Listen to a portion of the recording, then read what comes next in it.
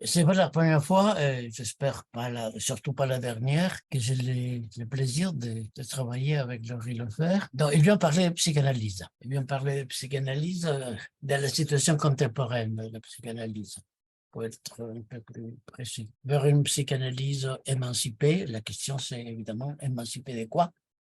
Par rapport à quoi? En début de réponse, c'est les sous-titres, renouer avec la subversion.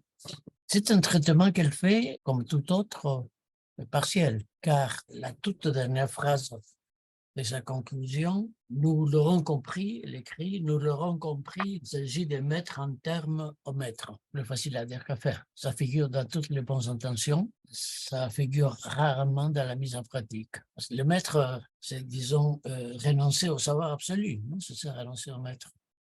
Renoncer au savoir absolu, au discours sans faille, à la vénération du Père fondateur qui a tout dit, même le reste, même ce qu'il n'a pas dit. Donc c'est un travail, les siens, depuis un moment. Si je me centre sur ces livres seulement, dont je recommande chaudement la lecture, c'est un travail sur les failles de la psychanalyse.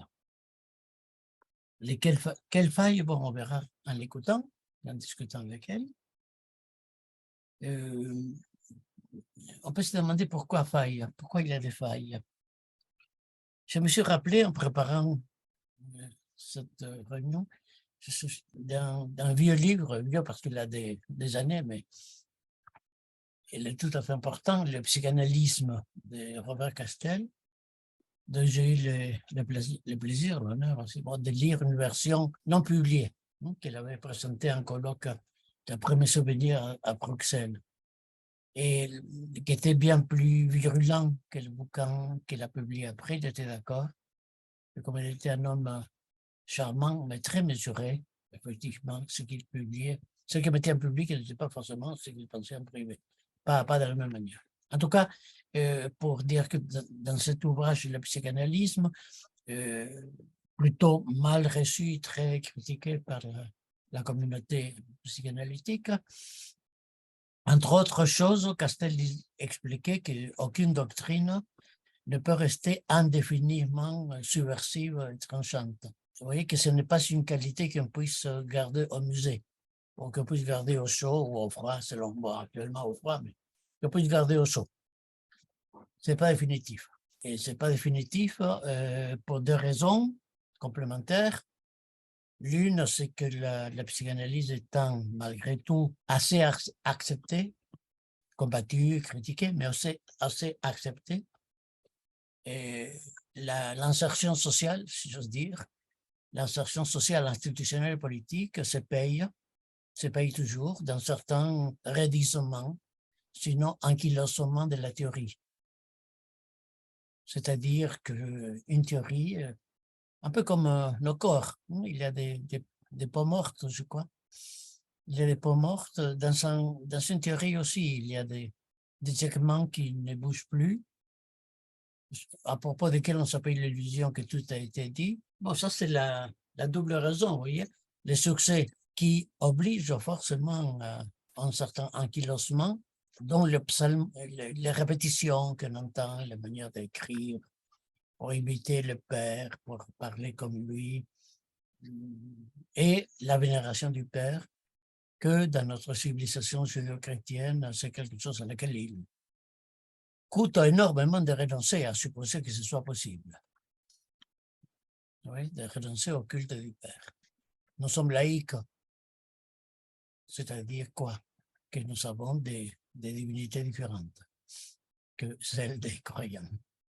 C'est ça en bonne partie notre laïcité.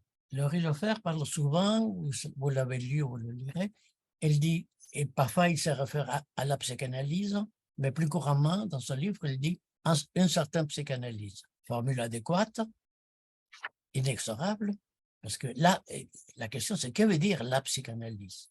Là, je peux travailler la question, pas comme elle, pas aussi bien d'ailleurs non plus, et un peu travailler la question, surtout en rapport avec le marxisme, qui a, quelques 50 ans après, connu, ou 100 ans après, connu le même sort que la psychanalyse aujourd'hui. la vérité du peuple contre la vérité du sujet, c'est presque kiff-kiff. La seule manière pour une théorie de s'ankyloser un peu moins, je dirais pas plus loin que ça, s'ankyloser un peu moins, pas ne pas s'ankyloser. Je ne comprends pas comment une personne ne peut ne pas vieillir, je ne sais pas vraiment, et je ne comprends pas comment une personne ne peut ne pas vieillir, je ne comprends pas comment une théorie, une clinique pourrait ne pas être contre-productive, pourrait ne pas continuer à radoter des vérités jadis révolutionnaires, aujourd'hui plus ou moins muséfiées, entre musées. La seule façon, c'est d'actualiser la théorie. Actualiser, c'est assumer les défis contemporains. C'est ça que Laurie fait. Assumer les défis contemporains. Pour le dire rapidement, on n'est pas névrotique en 2023 comme on pouvait l'être il y a 10 ans. Ouais, ne disons pas autant de Freud, c'est trop facile comme ça. Et comme il y a 10, 15, 20 ans, il y a différentes manières historiques, non seulement personnelles, d'être névrotique, psychotique ou autre. Donc, difficile de comprendre, et c'est un des points qui me lie beaucoup à Laurie,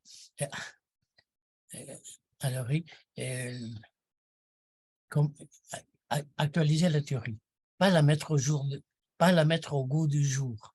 C'est pas la mettre au goût du jour, ça c'est la mode. C'est mettre le jour au goût de la psychanalyse, plutôt, si on veut garder le jeu de mots. Et pour ça, il faut travailler à ce qui se passe aujourd'hui, et qui ne se passait pas hier, et sur lesquels ce qui se passe aujourd'hui, les pères fondateurs ont peu ou rien à dire. Il faut se risquer soi-même à, avec le père fondateur, essayer de dire quelque chose. Bon, c'est ça le travail. Hein? C'est ça le travail qu'elle nous présente. La psychanalyse, comme le marxisme, la psychanalyse, à mon avis, c'est le nom d'un... Là, le singulier là renvoie à une construction imaginaire. Ouais? Au sens où la psychanalyse entend imaginaire. Ça veut pas dire irréel, inconsistant. Bien au contraire, c'est celle que je cite toujours, que vous pouvez, certains parmi vous qui m'ont déjà entendu rigolent, et Dieu qui parle à ma copine Jeanne d'Arc, et Dieu lui a parlé pour de bon, n'empêche que c'est un fantasme. Et ce n'est pas parce que le fantasme ne parle pas que Jeanne ne l'a pas entendu. L'un n'implique pas l'autre. Donc la psychanalyse comme le marxisme sont d'un côté une construction imaginaire, d'un autre côté, et j'arrête là, et d'un autre côté, sont des référentiels constamment réinterprétés. C'est ça, le marxisme, la psychanalyse. Des référentiels, des concepts, des logiques, d'arguments constamment réinterprétés. Autrement dit, ce n'est pas un noyau dur gardé dans son coffre-fort, c'est quelque chose qui est lu, relu de différentes manières par différents auteurs, courants, etc. Bon, autrement dit, qu'il y ait des courants de la psychanalyse, comme dans le marxisme, ça veut dire que la chose est vivante encore. Et les morts n'ont pas de tendance, ils sont définis, et ça existe définitivement. Qu'une conception problématique, ici la psychanalyse soit encore vivante, implique qu'elle soit divisée, comme le sujet, justement. Qu'elle soit divisée, qu'elle comporte des oppositions. Et quand je dis j'ai fait une psychanalyse, c'est aussi charmant que creux. Tant que je ne dis pas, je peux le dire avec qui, de quelle manière, dans quelle orientation, etc. Bon, évidemment, ce sont des problèmes immenses, ce n'est pas ce soir. Ce n'est pas ce soir que nous allons le résoudre, mais c'est ce soir que pourrions quand même poser quelques jalons. Quelques jalons. pour ça, il vaut mieux que je me taise. Madame Laurie, à toi. Merci, Avant. Saoul, de cette invitation. Merci beaucoup.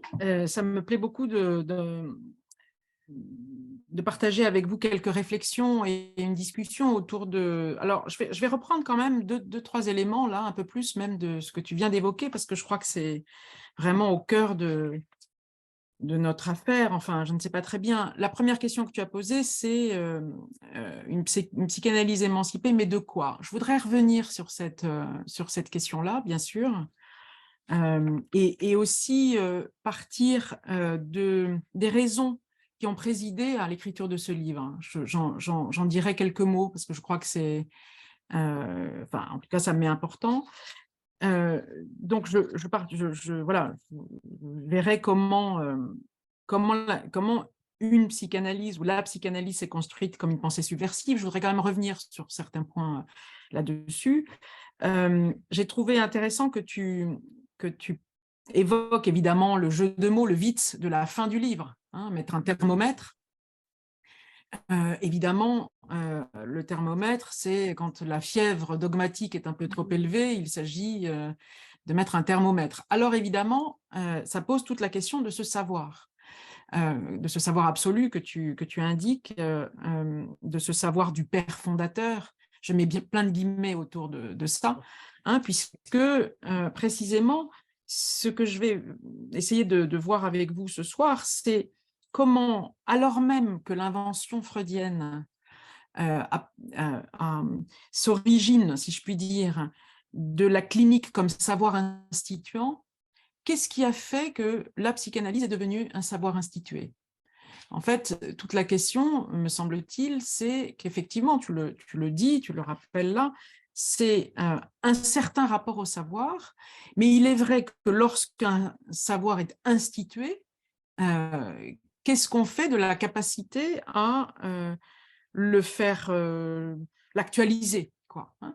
Je pense que c'est important de rappeler que Freud, alors évidemment que je n'appelle pas le père fondateur, hein, bien sûr, puisque je trouve que déjà de dire père fondateur, c'est une non-sécularisation du dogme paternel, évidemment, mais j'y reviendrai. Freud a toujours pensé que c'était la clinique qui instituait le savoir analytique, et pas l'inverse.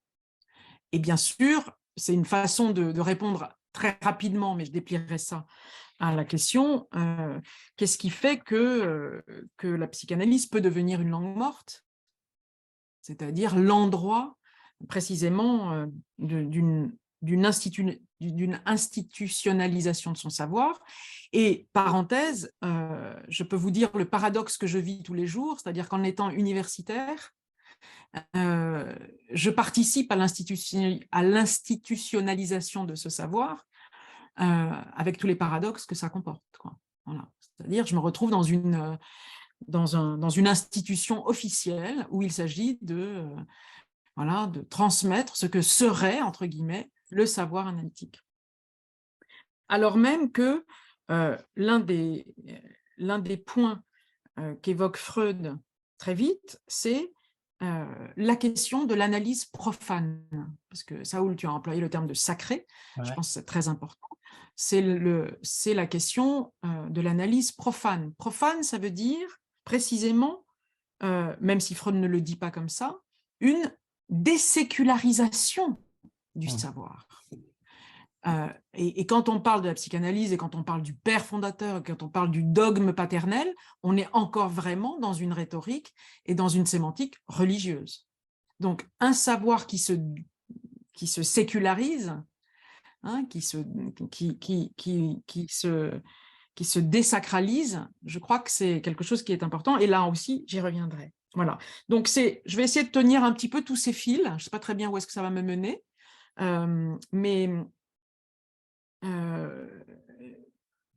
voilà. Donc, c'est qu'est-ce qui fait que la psychanalyse s'est construite comme une pensée subversive? Qu'est-ce qui fait aujourd'hui qu'elle ne le serait plus? Et comment elle pourrait continuer de l'être? En gros, c'est à peu près ça, quoi, hein, les trois fils. Alors, avant d'entamer enfin, je vous ai donné ce plan, mais il est tout à fait probable que je ne le tienne pas, évidemment, comme toujours, hein, mais peu importe. Voilà, c'est comme ça. Mais avant de tricoter ces fils avec vous, je voudrais quand même vous donner, je dirais, 2-3 éléments qui ont donc été à l'origine ou présidé à la nécessité que j'ai eue ou à l'envie, je dirais peut-être même plutôt la nécessité d'écrire ce livre, qui est dans sa matérialité, qui est aussi un agrégat, je dirais, de plusieurs articles, puisque je travaille sur ces questions depuis maintenant une vingtaine d'années. Hein. Mais bon, ça, c'est l'aspect matériel des choses. Mais l'envie de le sortir maintenant. En fait, c'est à la fois un ressort épistémologique, bon, ça vous en a rappelé quelques éléments, mais aussi un ressort affectif, c'est-à-dire de l'ordre de l'affect. C'est-à-dire que ce livre, à un moment donné, a trouvé sa nécessité dans un mélange que je pouvais avoir entre de la colère, de la tristesse et oui, et de la lassitude, en fait. C'est-à-dire la colère à lire et à entendre des collègues, des psychanalystes annoncer ou en tout cas être dans une perspective très normalisante de la psychanalyse, voilà, ou normalisatrice. Donc ça, je trouvais que ça me mettait un petit peu en colère, et cette colère ne trouvait pas suffisamment d'espace pour produire une pensée diverse avec ces mêmes psychanalystes. Hein, ce que tu disais, Saoul, tout à l'heure, me paraît important, c'est-à-dire que ce qui rend vivant, c'est la polémique, la dispute, les courants divers, c'est ça qui rend vivant. Et là, je trouvais que je n'arrivais plus, en tout cas, à discuter avec un certain nombre de pairs, pas fondateurs, hein, mais de pairs, de collègues, quoi. Et une espèce de tristesse aussi à voir comment certains analysants qui pouvaient venir me consulter avaient été, et je mets des guillemets, traités par d'autres selon leurs problématiques. Et là, je trouvais que ça commençait à être voilà, difficile pour moi d'entendre ça. C'est-à-dire que ce que je veux dire par là, c'est que pour moi, la psychanalyse a été une des plus grandes aventures de ma vie à la fois, pas simplement intellectuelle, hein, c'est quand on a été analysé ou analysant, je trouve que là, on peut avoir vécu les éléments du transfert, c'est-à-dire l'angoisse, la détresse, l'amour, etc., comme des points de déplacement subjectif les plus importants. Enfin, en tout cas, pour moi, la psychanalyse a été une aventure de déplacement subjectif parmi les plus importants que j'ai pu vivre. Donc, comment dire, j'en ai je suis un peu mordue par cette pratique, quoi. Voilà, pour le dire comme ça. Hein, c'est quelque chose qui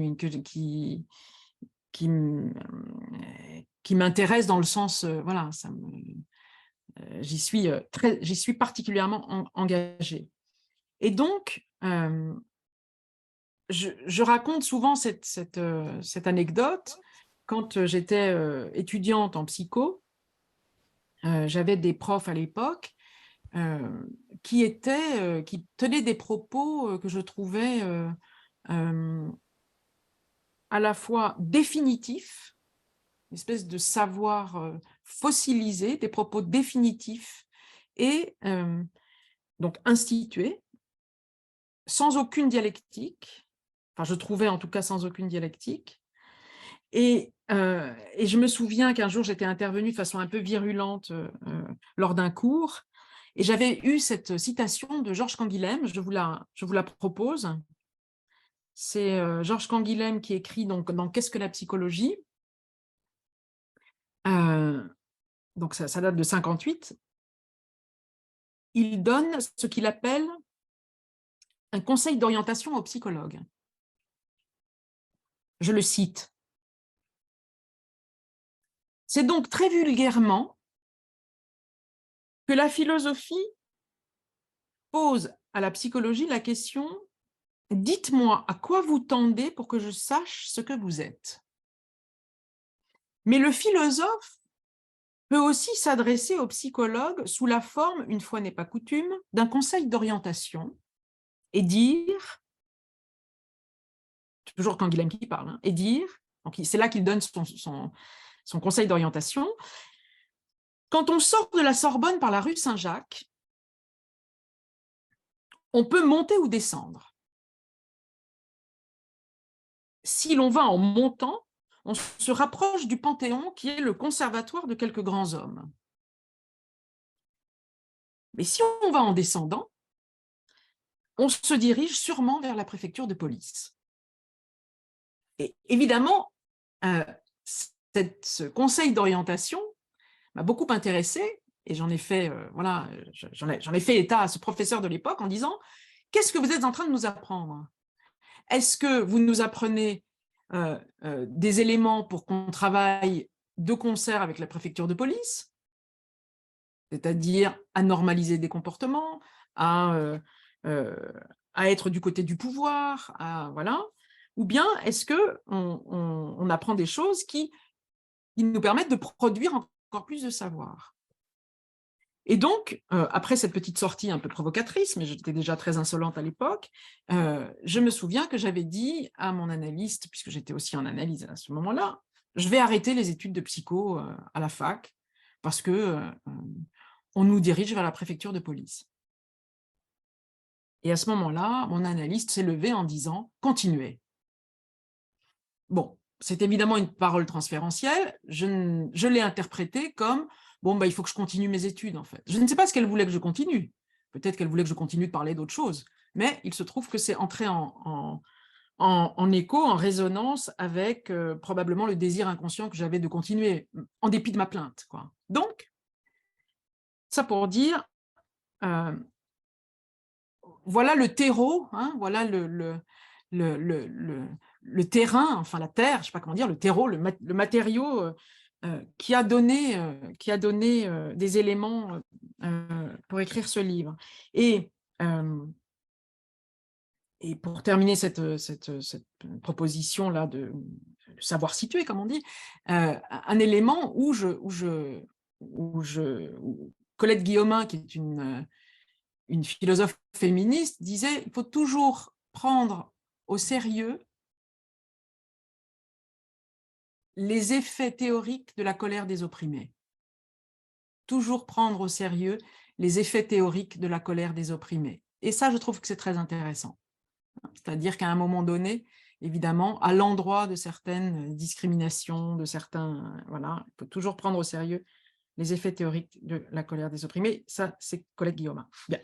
Voilà. Donc, et je vous passe bien sûr les moments où on aura peut-être l'occasion d'en reparler après, mais où, jeune psychologue, je me retrouvais dans un hôpital, on était dans les années 90, je me retrouvais dans un hôpital de soins, dans un service de maladies infectieuses et je commençais à faire mon travail auprès de jeunes hommes et de femmes africaines atteintes du sida. À l'époque, on ne savait pas très bien comment soigner tout ça, la trithérapie n'existait pas, et j'ai été confrontée de façon assez violente à des propos extrêmement discriminants, extrêmement violents, à l'endroit de jeunes hommes homosexuels ou toxicomanes et à l'endroit de jeunes femmes africaines qui ne comprenaient rien à ce qui leur arrivait.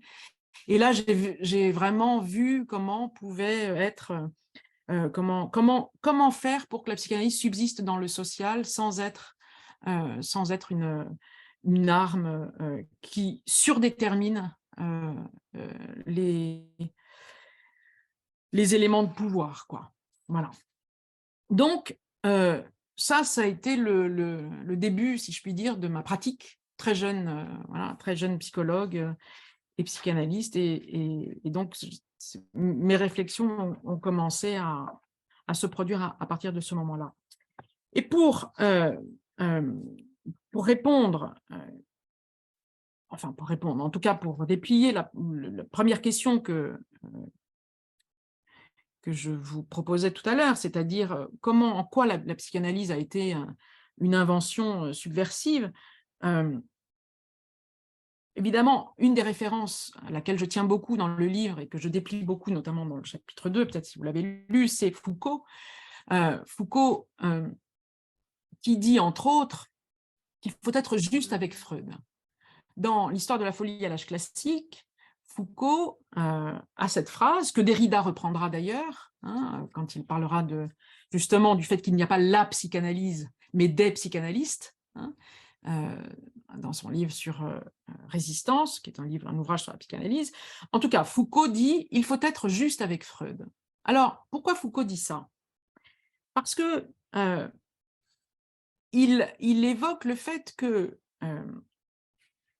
Freud fait une rupture épistémologique à deux endroits. D'abord, le premier endroit, c'est précisément à l'endroit de la folie.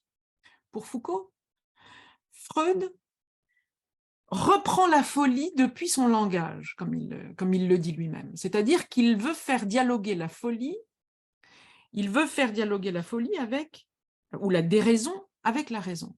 Et on le sait, si vous vous souvenez de ce que Foucault déplie dans l'histoire de la folie à l'âge classique, Foucault critique parfaitement le geste de Pinel, hein, où il dit bien que ce traitement moral est en fait une normalisation et une adaptation dans le champ social. Et ce qu'il reconnaît à Freud, c'est de dire que précisément Freud rompt avec cette tradition psychiatrique du traitement moral, hein, qui consiste à dire, voilà, en fait, il y a un langage au cœur de la folie.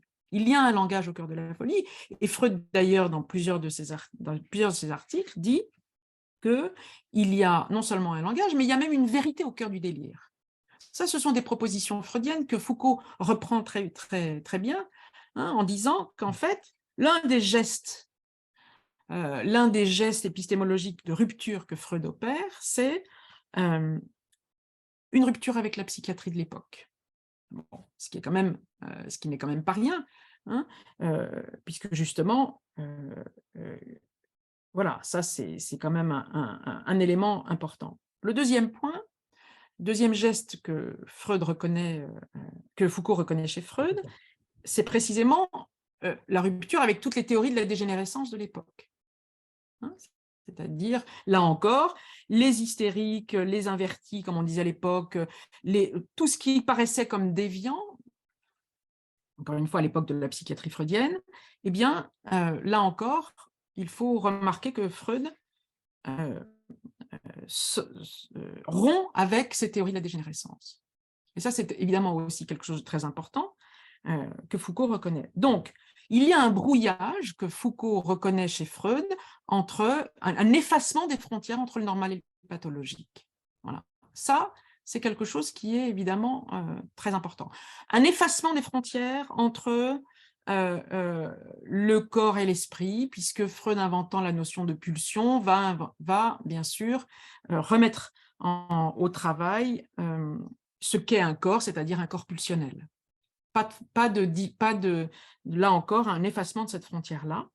Et un troisième point, un effacement de la frontière entre le savoir et le pouvoir. Alors, ça, même si Foucault sera plutôt critique par rapport à ça, les premiers éléments qu'on peut trouver de cet effacement de la frontière entre savoir et pouvoir, c'est que, contrairement à Charcot, qui mettait en scène, vous connaissez les fameuses scènes, hein, des femmes dites hystériques sur la scène de la Salpêtrière, où Charcot, le maître, voilà, hein, il est là le maître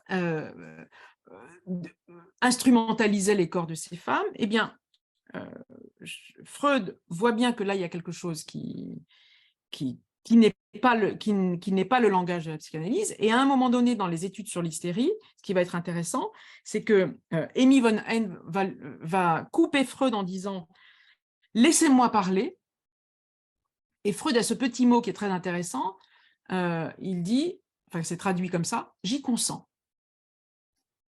Et ce consentement, en fait, ce consentement renverse une position où là, évidemment, Emmy von Hain dit à Freud, c'est moi qui sais quelque chose, en fait. C'est moi qui sais quelque chose. C'est moi qui vais instituer votre savoir. Voilà. Et c'est dans ce sens-là, précisément, que ce que je disais tout à l'heure, hein, ce savoir instituant est quelque chose de très important. Donc, pour Foucault, 3 éléments, donc je le rappelle, hein, brouillage entre le normal et le pathologique, redonner à la folie son caractère, son langage subjectif et renverser les positions de savoir et pouvoir. L'autre point qui est très important et qui est au cœur du caractère subversif de la psychanalyse, mais que Foucault critique, donc je le mets un peu à part, c'est que Freud a tenté dès le départ de sortir la sexualité du domaine moral. Hein, ça, c'est un point aussi qui est très important. C'est-à-dire, il voulait démoraliser, évidemment, c'est un peu curieux de le dire comme ça, mais en tout cas, sortir du domaine moral la question de la sexualité. Alors évidemment, c'est très important parce que qu'est-ce que ça veut dire sortir la sexualité du domaine moral? À l'époque freudienne, je l'ai rappelé, hein, la psychiatrie anglaise, allemande, alors allemande avec Krafft-Ebing ou anglaise avec Havelock Ellis par exemple, produisent un certain nombre de textes, de livres, notamment Krafft-Ebing, qui est un contemporain de Freud, qui écrit Psychopathia Sexualis, un gros ouvrage sur toutes les, je mets des guillemets, déviances sexuelles. Et alors, qu'est-ce que c'était qu'une déviance sexuelle à l'époque? C'était toutes les pratiques sexuelles qui ne visaient pas la reproduction de l'espèce. Alors évidemment, on comprend pourquoi le livre était particulièrement épais. Hein. Et donc Freud rompt avec cette idée-là, et alors même qu'à l'époque, on commençait à parler des perversions ou des déviances et des perversions, Freud récupère le terme de perversion en disant, dans le domaine de la sexualité, on est tous des pervers polymorphes. Et il faut se rappeler qu'à l'époque où il écrit ça, c'est un mini-scandale, quoi. Enfin, c'est scandaleux quand même. Hein. C'est-à-dire, ça ne se faisait pas dans la Vienne bien pensante bourgeoise de l'époque de produire ce genre de choses. Bon.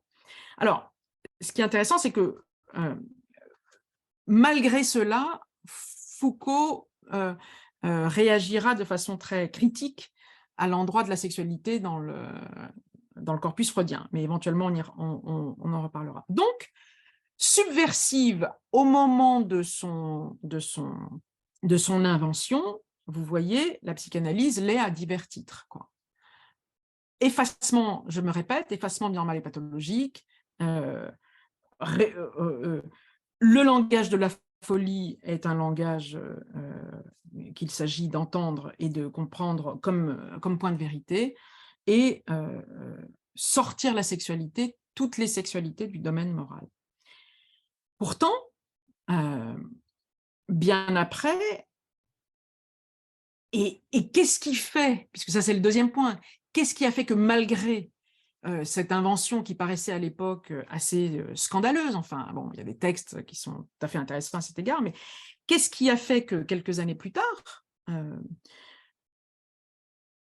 il y a eu, ce que Saoul appelait tout à l'heure, une espèce de fossilisation, d'enquistement de la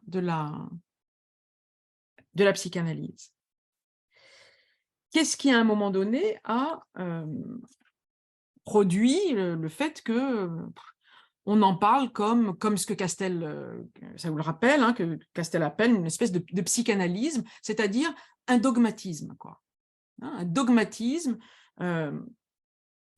Alors,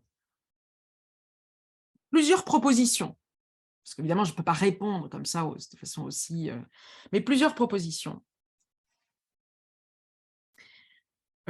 Parce que, d'une certaine façon, certains psychanalystes aiment à se rappeler ce moment de scandale que je viens de vous rappeler, hein, 1905, la rupture avec les psychiatres, etc. Ils aiment se rappeler les premiers temps de la psychanalyse et l'atmosphère donc de scandale qu'avait suscité les premiers textes de Freud. Et cette subversivité de l'invention freudienne, notamment concernant la sexualité, est tellement ancrée dans la représentation qu'a la communauté analytique de ses propres débuts, de sa propre origine, qu'il est donc de plus en plus difficile de critiquer les effets normatifs de certains énoncés. En fait, il y a une telle fétichisation de l'origine subversive de la psychanalyse qu'on arrête de penser à certains effets normatifs de de certains énoncés théoriques qui, Saoul l'a rappelé tout à l'heure, qui en fait, à l'épreuve du temps, ne tiennent plus, quoi. Ne tiennent plus à l'épreuve du temps. Donc, il y a là quelque chose qui, dès le départ, c'est un peu fossilisé. C'est-à-dire, quid de la différence sexuelle aujourd'hui, quid du complexe d'Oedipe aujourd'hui, quid de ce que certains lacaniens appellent le réel, etc. Bon. Tout se passe comme si ces fondements-là n'étaient traversés ni par l'histoire, ni par d'autres discours épistémologiques. Pourtant, Freud comme Lacan ont eu sans cesse à cœur de laisser ouvert le champ à l'inventivité et à la réinvention, le terme est de Lacan, et à la réinvention de la psychanalyse. Par exemple, je vous citais tout à l'heure le texte de Freud dans l'analyse profane. Freud, dans l'analyse profane, dit que la psychanalyse doit être, et il emploie l'expression en anglais, open to revision. Voilà, qu'elle doit être sans cesse ouverte à toutes les formes de révision. Open to revision, c'est en 1926, Freud l'écrit déjà en disant « Attention, la psychanalyse doit être ouverte à toutes les formes de révision. » Bon. Alors, que s'est-il passé? Évidemment, je ne répondrai pas. En revanche, quelques auteurs qui m'ont beaucoup inspiré, évidemment, pour penser ces choses-là, notamment de Certeau, Michel de Certeau, dans un ouvrage qui s'appelle « Histoire et psychanalyse ». Je le cite, il écrit ceci, je trouve intéressant. Là où la psychanalyse oublie sa propre historicité, c'est-à-dire son rapport interne à des conflits de pouvoir et de place, intéressant. Là où la psychanalyse oublie sa propre historicité, c'est-à-dire son rapport interne à des conflits de pouvoir et de place, elle devient ou un mécanisme de pulsion, ou un dogmatisme du discours, ou une gnose de symboles. Là où la psychanalyse oublie sa propre historicité, et c'est intéressant que de Certeau fasse l'équivalence entre historicité et son rapport interne à des conflits de pouvoir et de place, quoi. Intéressant.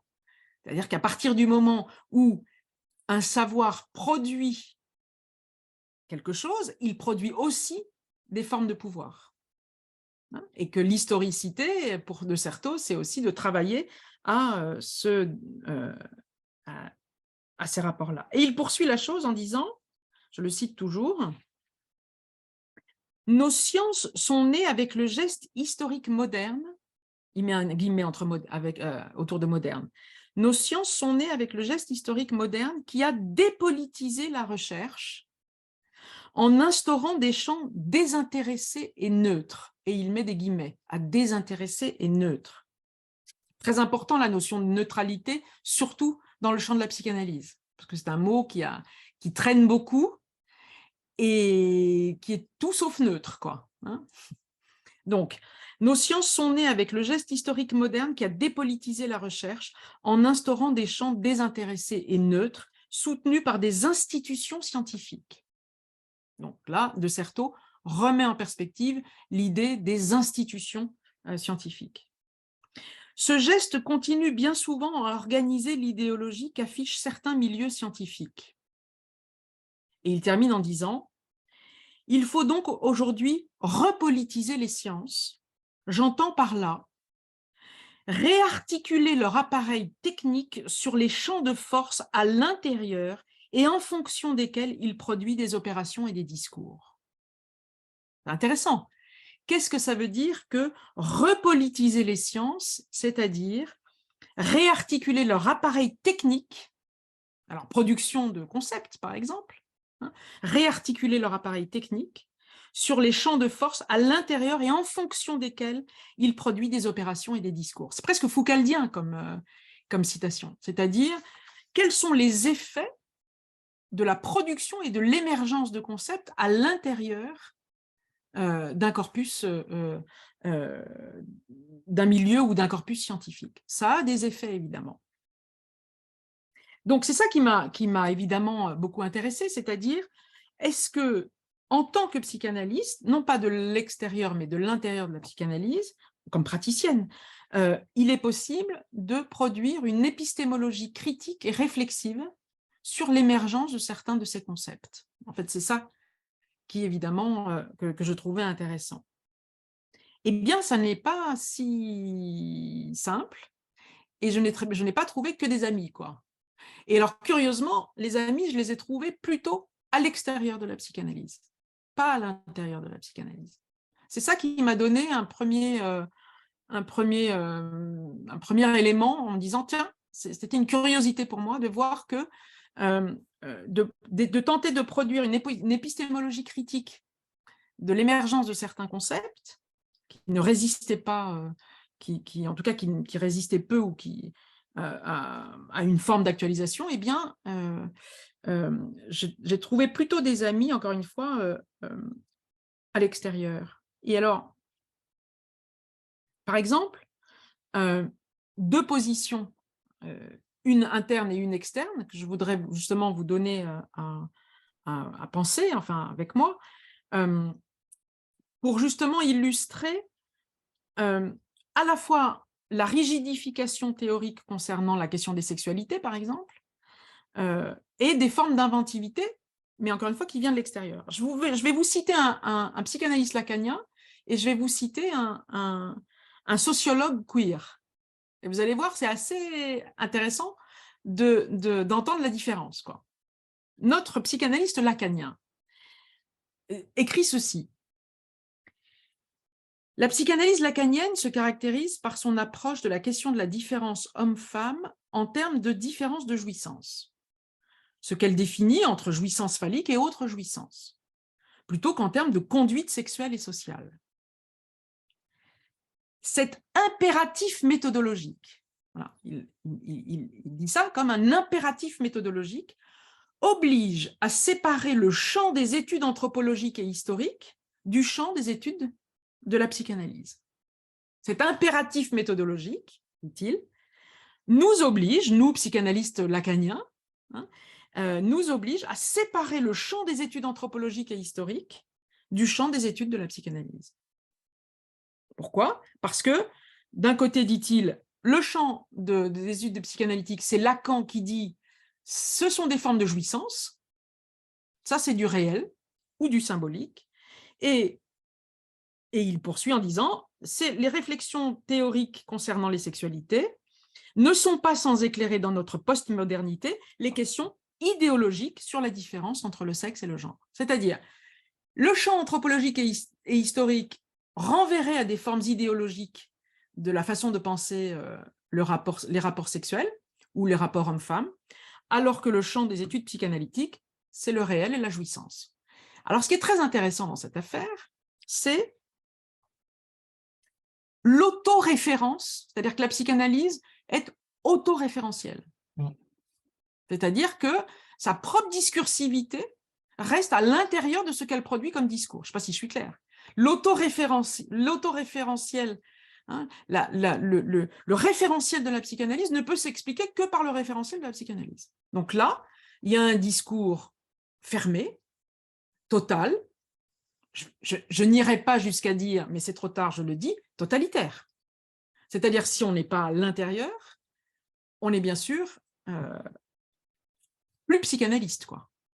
Donc ça, c'est une position qui est une forme de rigidification théorique, c'est-à-dire l'autoréférence discursive.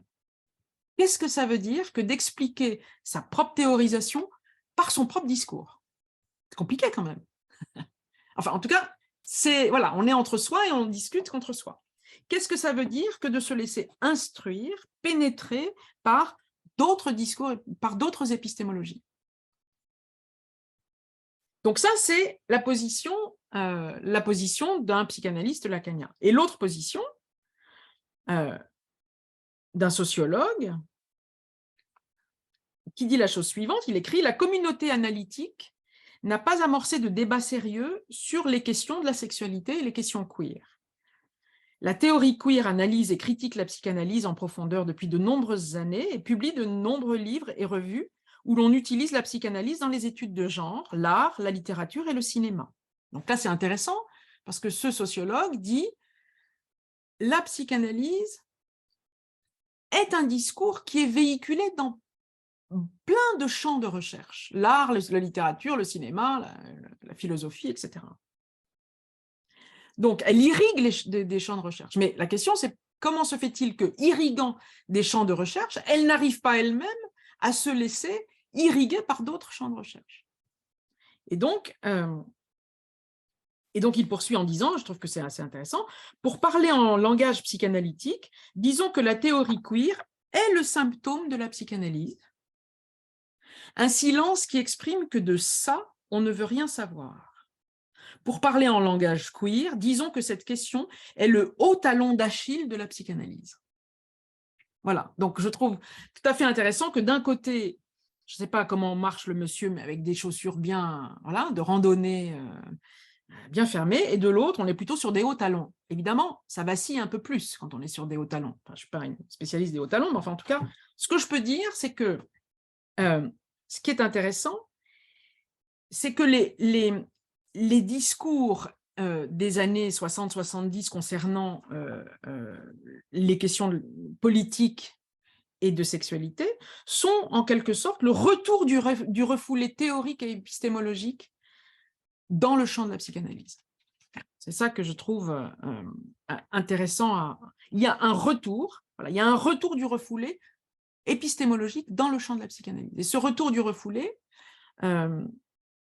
me semble-t-il, vient de l'articulation entre psychanalyse, politique et sexualité. C'est à cet endroit-là que quelque chose a vacillé. Parce que, d'une certaine façon, Freud, en inventant la psychanalyse, invente aussi les outils pour le propre dépassement de la psychanalyse. C'est-à-dire qu'il invente aussi, hein, dès les textes de Freud sur la morale civilisée de 1908, hein, et la maladie des temps modernes, enfin, ce n'est pas des temps modernes, je l'avais justement repris, la morale sexuelle civilisée et la maladie nerveuse des temps modernes. C'est intéressant, 1908. En 1908, Freud écrit un livre, enfin un petit texte, si vous avez l'occasion de lire ce texte, c'est un petit bijou historique, hein, ça date de 1908 et ça s'appelle « La morale sexuelle civilisée et la maladie nerveuse des temps modernes », c'est d'une actualité extraordinaire.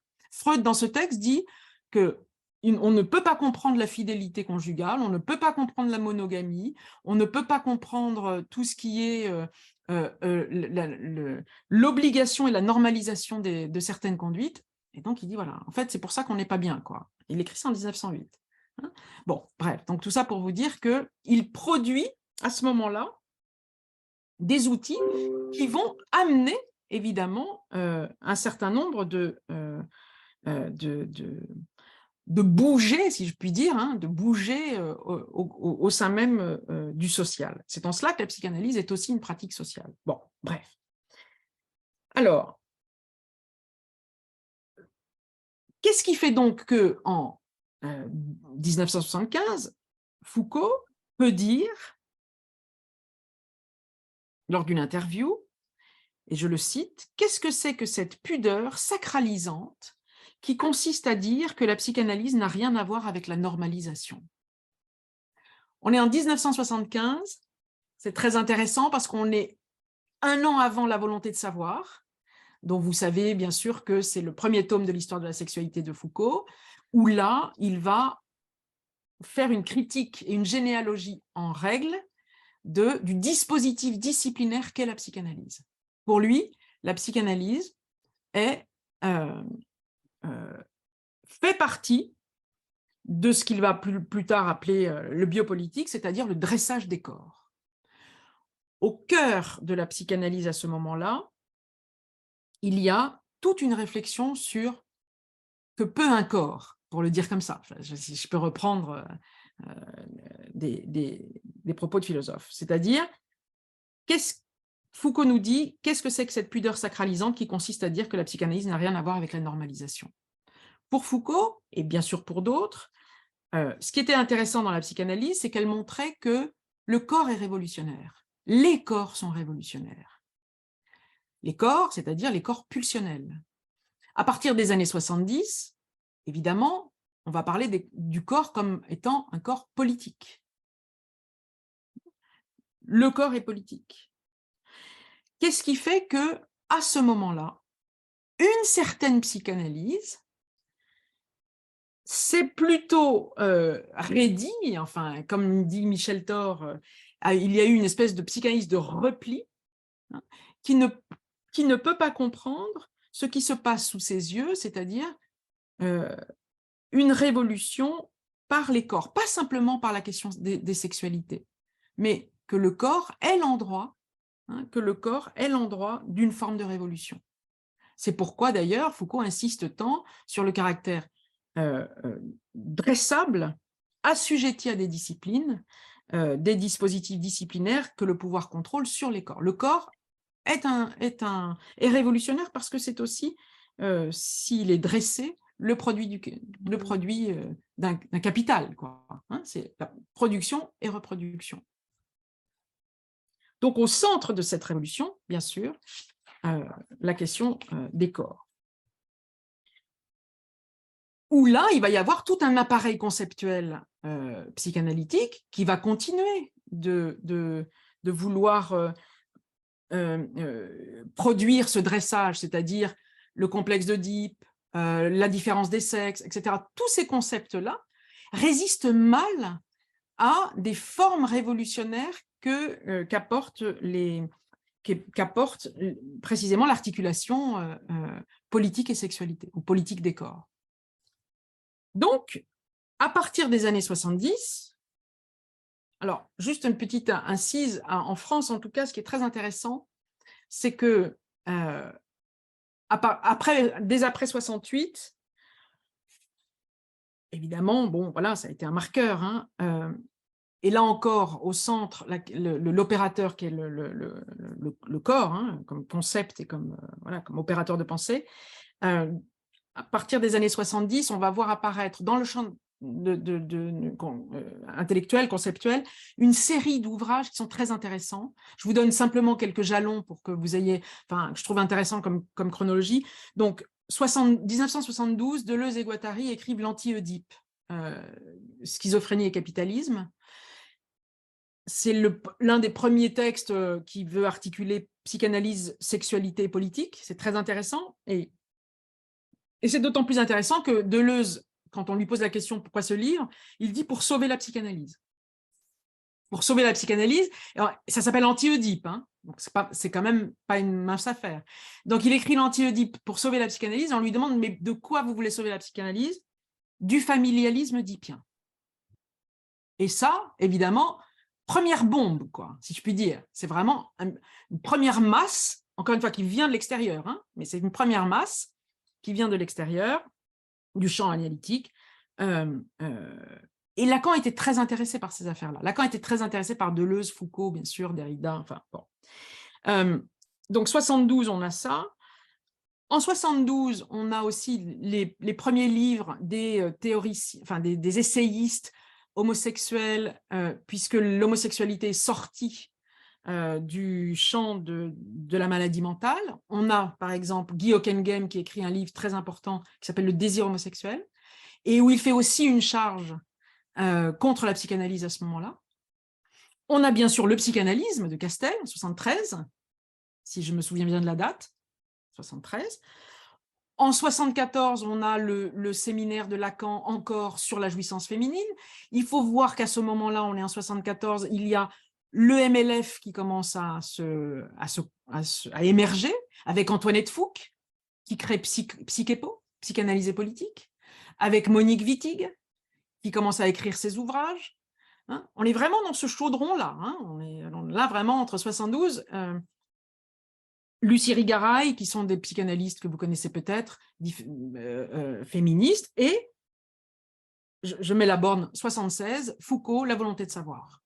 Donc entre 72 et 76, et encore je vous ai donné les têtes de gondole, hein, mais entre 72 et 76, on a une profusion de textes, et Castel s'inscrit là-dedans. C'est pour ça que je le remets dans je le remets dans une filiation, évidemment, épistémologique de ce moment-là. C'est très important. Castel n'est pas du tout...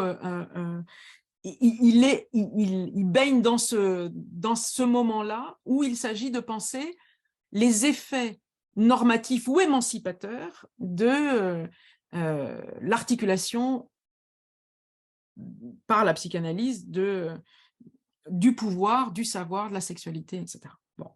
Donc, on part de Deleuze qui veut sauver la psychanalyse du caractère normatif du familialisme, et on va jusqu'à Foucault, qui, dans La volonté de savoir, dit qu'il faut faire une généalogie des concepts de la psychanalyse. C'est-à-dire, qu'est-ce qui fait que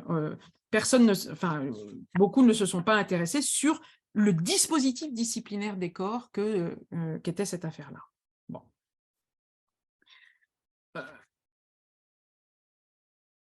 Alors, j'ai encore un petit peu, 10 minutes, Raoul, avant qu'on discute? Ça y est. 5? J'ai rien dit. Ah, pardon. Délibérément. Je voudrais, pour tenter de comprendre qu'est-ce qui, à un moment donné, a enquisté cette affaire-là, vous proposez les quelques grandes critiques qui sont faites à la psychanalyse par les théoriciens, que ce soit ce que j'ai borné là, depuis Deleuze jusqu'à Foucault, et les théoriciens. Je dirais il y a 5 grandes critiques. Voilà, je vais essayer de les ramasser. 5 grandes critiques qui sont faites à la psychanalyse pour dire à quel point elle risque d'être une pratique normative et donc fétichisée à divers égards. La première critique, c'est une naturalisation, une essentialisation, une ontologisation de certaines catégories, et notamment des catégories liées à la différence des sexes. Naturalisation de la différence homme-femme. Une essentialisation, une ontologisation de ces catégories. C'est-à-dire que pour certains psychanalystes, on ne peut pas penser en dehors de la différence des sexes. C'est naturalisé. En lien avec cette première critique, des formes de biologisation des corps. Biologisation, c'est-à-dire Freud reprenant la phrase de Bonaparte, l'anatomie, c'est le destin. Et donc, cette biologisation, pour certains, est entendue comme quasiment une réglementation des comportements et des conduites.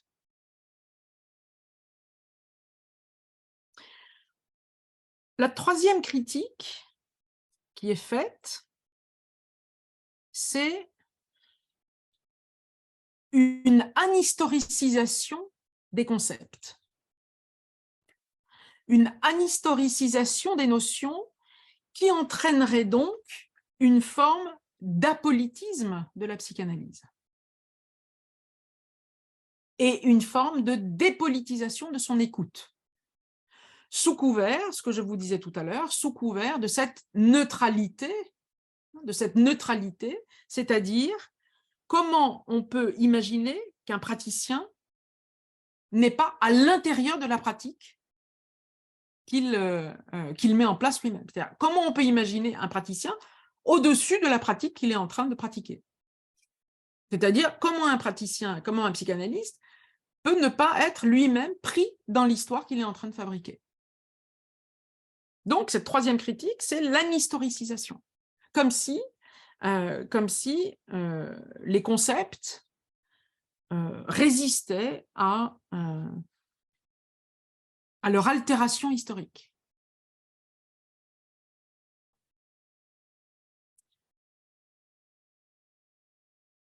Et d'ailleurs, voilà, donc par exemple, je vous parlais tout à l'heure de Monique Wittig, qui est une essayiste tout à fait intéressante, et qui, justement, relève cette cette idée d'interprétation totalisante par la psychanalyse qui pourrait donner une vision du monde. Ce que Freud, d'ailleurs, réfutait et dont il se méfiait. Freud a toujours dit que la psychanalyse n'était pas une vision du monde et que si elle le devenait, elle devenait un discours dogmatique, précisément.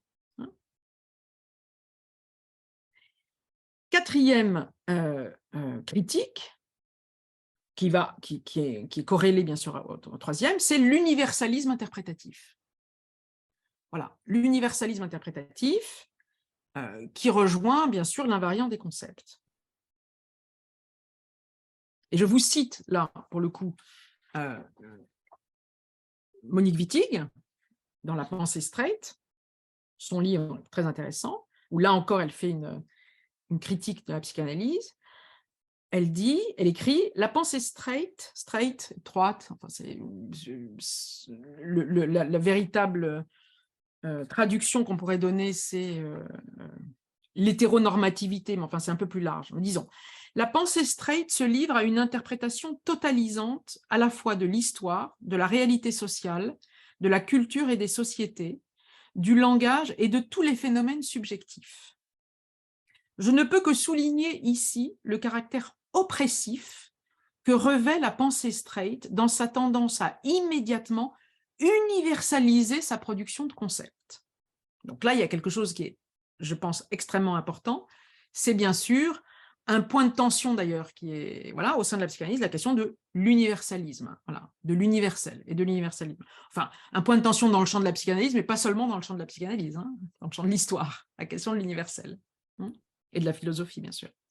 Donc, à universaliser sa production de concepts, à former des lois générales qui valent pour toutes les sociétés, toutes les époques, tous les individus. C'est ainsi qu'on parle, dit-elle, de l'échange des femmes. Donc, elle met un L, elle souligne le L, donc ça, elle renvoie à Lévi-Strauss. La différence des sexes, elle renvoie à Freud. L'ordre symbolique, elle renvoie à Lacan. L'inconscient, elle renvoie à Freud et à Lacan. Le désir, la jouissance, la culture, l'histoire. Et donc, vous voyez, elle égrène comme ça tous ces éléments en disant, voilà, en fait, l'universalisme interprétatif, c'est une façon de considérer une tendance, dit-elle, à immédiatement universaliser sa production de concepts. Ça, c'est, je crois, évidemment, extrêmement important. Et la cinquième critique qui est faite, c'est l'obsession de l'étiologie psychosexuelle et pathologisante. Hein, c'est-à-dire une espèce d'excès de signification du sexuel. J'avais un prof à la fac qui disait « Parfois, un parapluie est un parapluie. » Voilà. Donc, une espèce d'obsession comme ça de l'étiologie ou du causalisme psychosexuelle et psychopathologisante. Donc, vous voyez que c'est dans ces cinq, j'ai ramassé un peu dans ces 5 grandes critiques, je crois, sont intéressantes parce que à chaque fois que la clinique destitue le savoir institué, on revient à des formes de naturalisation, à des formes d'universalisation, à des formes de biologisation ou d'universalisme interprétatif. Je ne sais pas si je suis claire quand je dis ça, hein, mais à partir des années 70 et même après, à partir du moment où la clinique pose des questions qui sont difficiles en tant que praticien, eh bien, il y a un raidissement, il y a un retour. Hein, c'est pour ça que je me répète, à chaque fois que la clinique destitue le savoir, il y a un retour à ces réflexes-là. C'est-à-dire comment on réinstitue un savoir à l'endroit où on est destitué. Eh bien, on rebalance de l'universalisme, on rebalance de la naturalisation, on rebalance de l'interprétation, etc., etc. Et ça, et si on ne fait pas ça, on n'est pas psychanalyste.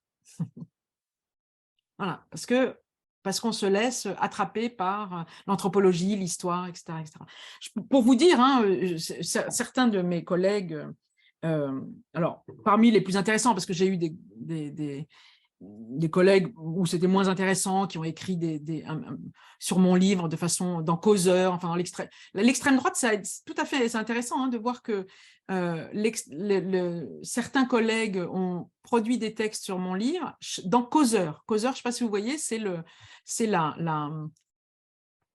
l'émanation de Minute quand même, du journal d'extrême droite. Donc c'est assez intéressant de voir là une espèce d'excitation autour de qu'est-ce que c'est que ces corps, qu'est-ce que c'est que... Bon, bref.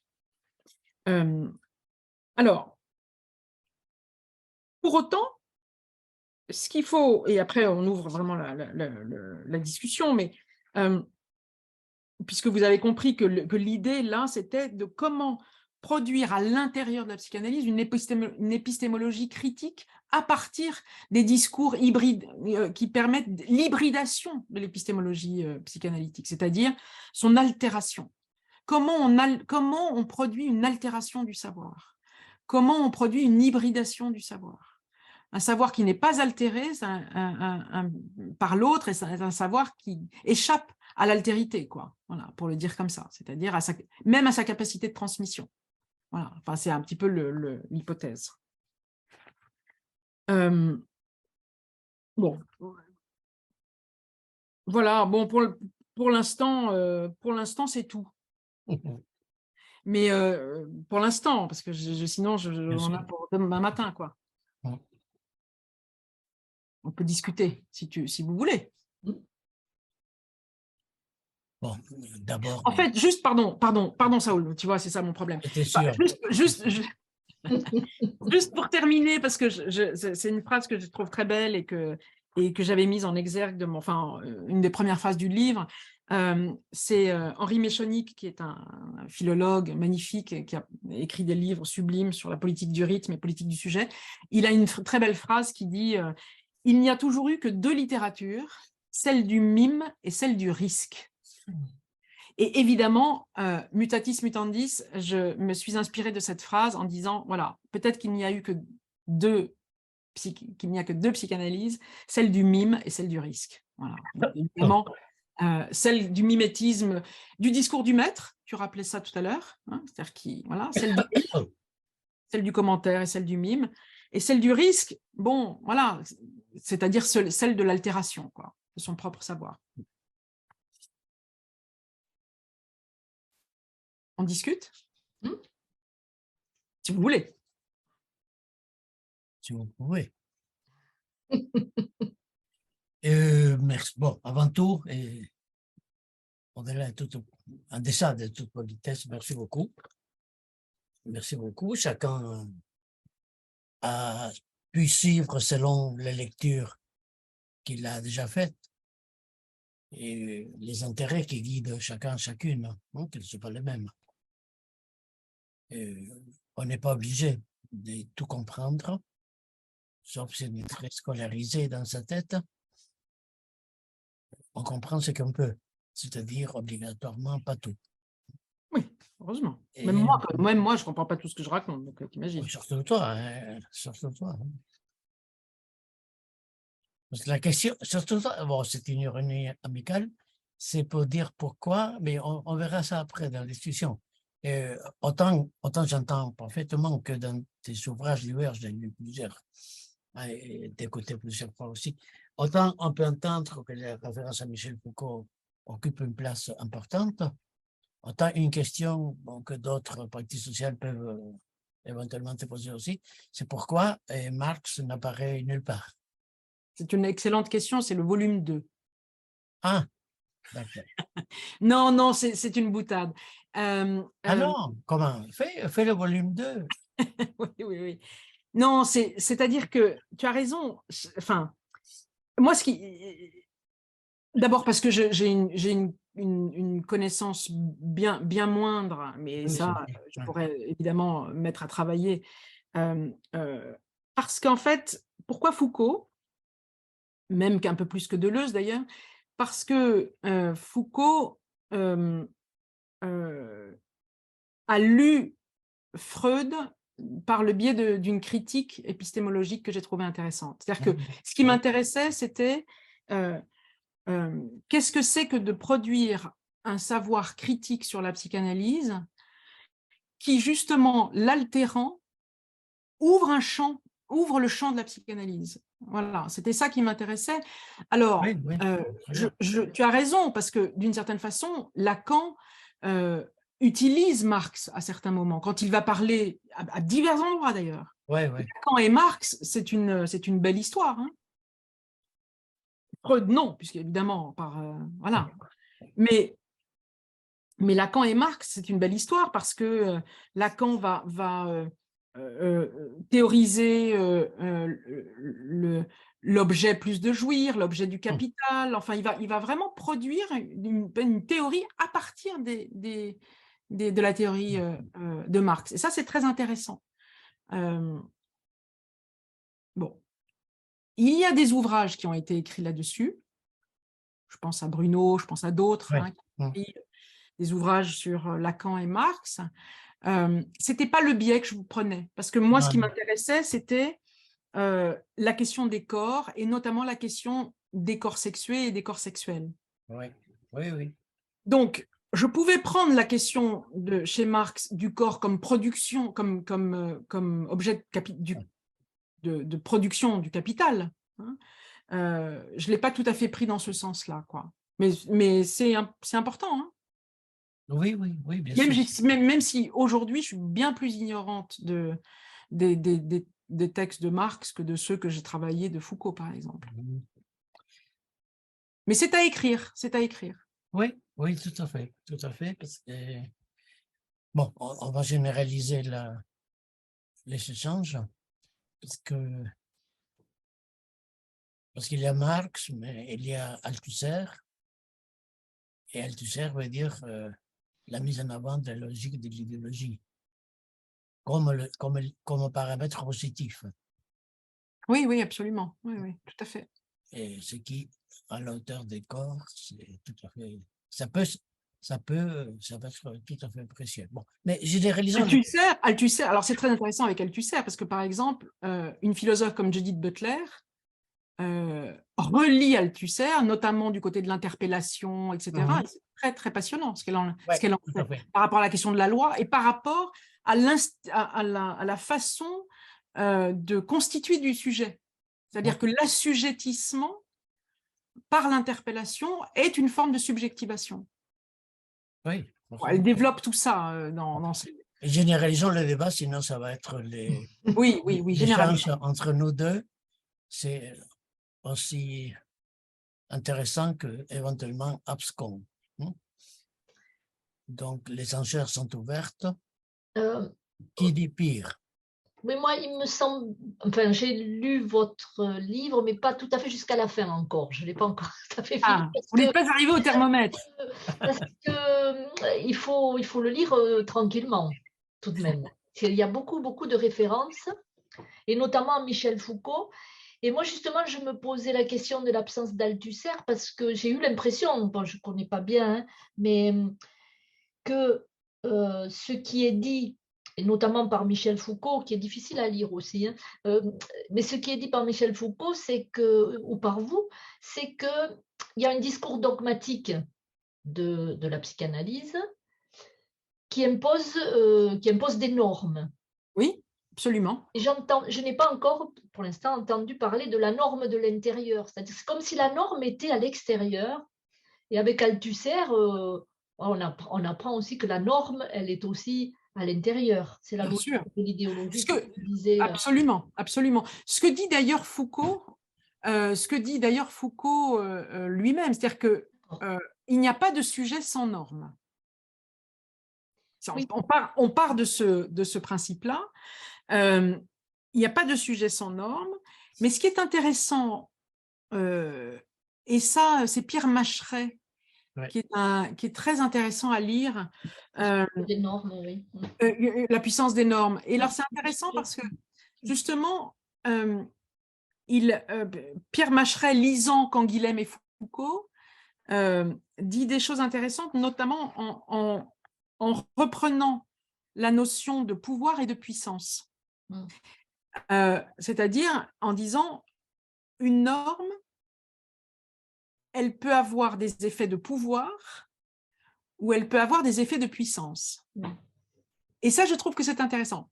Partant du principe qu'il n'y a pas de sujet sans norme, parce que la première norme, c'est dans le champ de la psychanalyse, on pourrait dire que la première norme, c'est le langage. Voilà. C'est-à-dire une espèce de contingence, enfin une espèce d'arbitraire comme ça, normé. Et d'ailleurs, Canguilhem dit que le vivant, c'est normé. Hein. Il faut il y a une nécessité des normes. Mais ce que Pierre Macheret dit à la suite de Canguilhem et Foucault, par exemple, c'est que le pouvoir, enfin, la norme peut être soit assujettissante, c'est-à-dire par le pouvoir qu'elle institue, ou elle peut être subjectivante par la puissance qu'elle confère. Et je trouve que, bon, même si c'est un peu binaire de le dire comme ça, mais je trouve que c'est intéressant. Et moi, ça m'a beaucoup aidé. Pour moi, ça a été une orientation clinique, ça. C'est-à-dire d'essayer d'entendre dans la parole d'un sujet ce qui pouvait être de l'ordre d'une norme qui écrase le sujet, c'est-à-dire qui a un pouvoir sur lui, ou d'une norme qui émancipe, ou en tout cas, bon, qui donne au sujet une puissance d'agir, quoi, pour le dire comme ça. Mais vous avez raison de dire, voilà, c'est la norme, là encore, elle institue ou elle destitue, quoi. Enfin, elle institue du sujet, la norme, hein, bien sûr. Oui, c'est ça.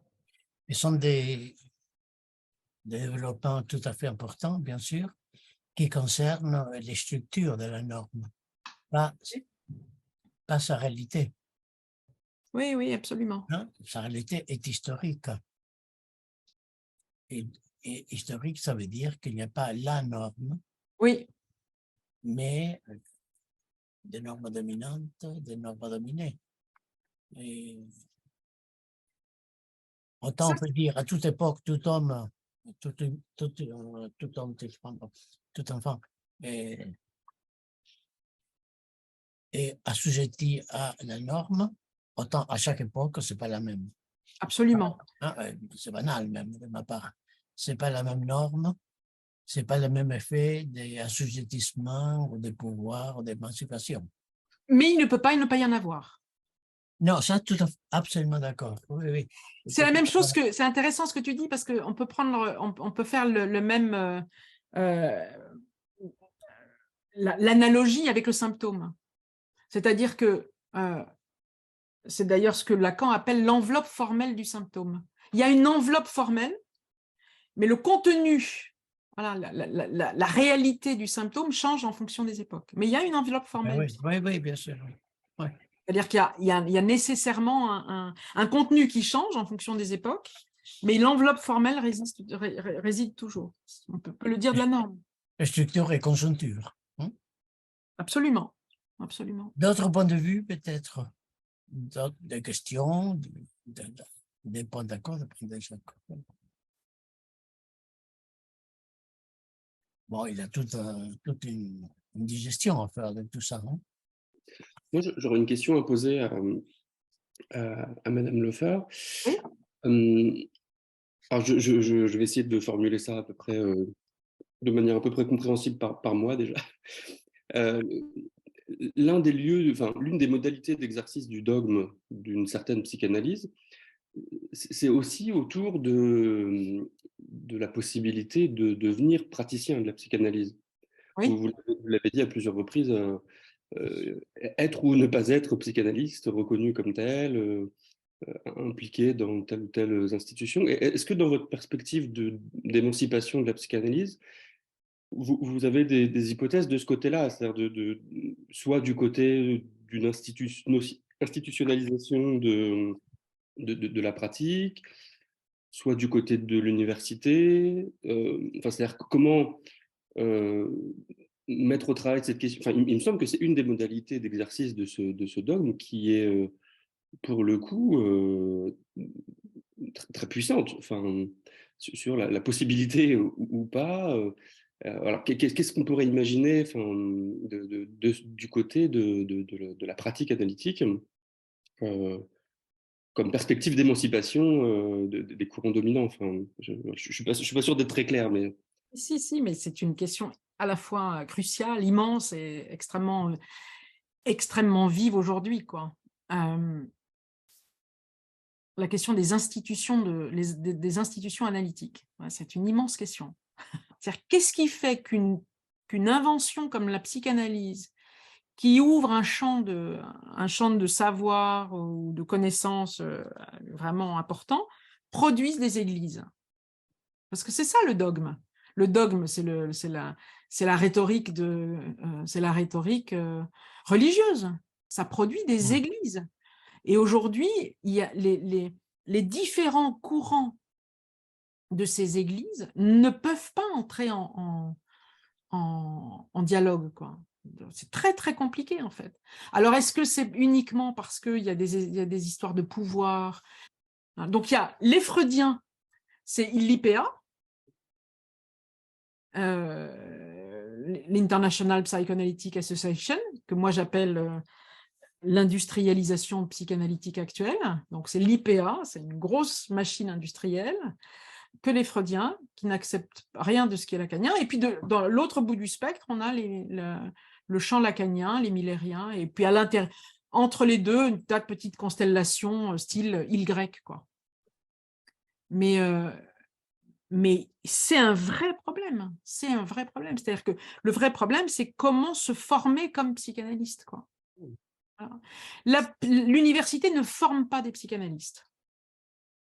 L'université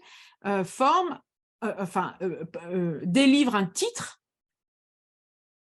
de psychologue, clinicien, hein, mais ne forme pas à la psychanalyse.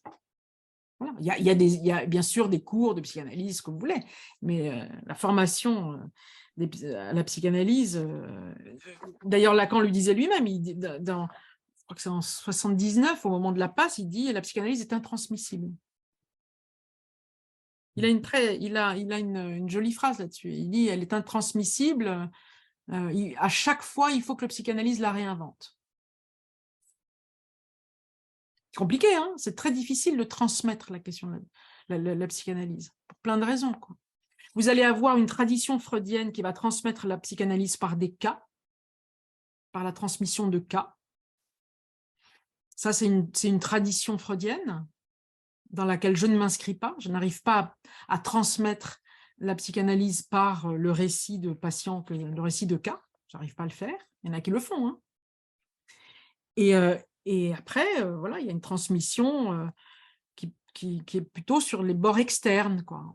Voilà, sur les bords externes, par des théorisations, par des discours qui viennent d'autre part. Mais votre question, elle est cruciale. Comment on se forme comme psychanalyste? Alors évidemment, ça ne suffit pas de dire il faut faire une analyse, parce que tous ceux qui font des analyses ne se forment pas comme psychanalystes. Donc, vous savez comment c'est travaillé dans d'autres territoires, par exemple? Parce que je pose la question, parce que moi je viens plutôt du travail social, et c'est une question qui se pose aussi dans le travail social. Où, par exemple, les institutions du travail social et l'université jouent au chat et à la souris depuis des décennies, et c'est des questions qui sont, enfin, Saül connaît ça beaucoup mieux que moi, mais notamment en Amérique latine, sont un peu plus avancées. Enfin, en tout cas, ce jeu de chat et la souris, il est peut-être plus précis. Est-ce que la question du devenir et de la formation psychanalyste, elle est traitée de manière différente peut-être dans d'autres pays où peut-être des héritiers en titre ont des pouvoirs un peu autres?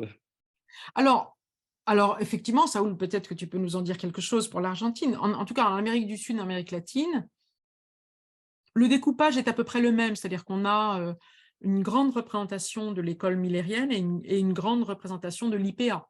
Donc ça, par rapport à ça. Mais il existe des cursus à l'université. J'ai donné pendant un moment des cours chez Diana.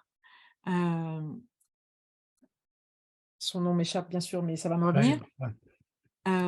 Rabinovitch. Rabinovitch, voilà, merci. Chez Diana Rabinovitch, qui a été une grande figure de la psychanalyse en Argentine, à Buenos Aires. Et donc, elle a tenté de faire quelque chose à l'université. Mais même la psychanalyse à l'université aujourd'hui, en France, parce qu'elle n'existe pas dans d'autres pays, parce qu'elle est aux États-Unis, elle est dans les cultural studies, par exemple. Il n'y a pas de département de psychanalyse. La psychanalyse n'est pas enseignée dans la psychologie aux États-Unis. La psychologie, c'est uniquement la psychologie adaptative, cognitive, etc. En Europe, la difficulté, c'est la question médicale. C'est-à-dire que la psychanalyse est sous l'empire médical.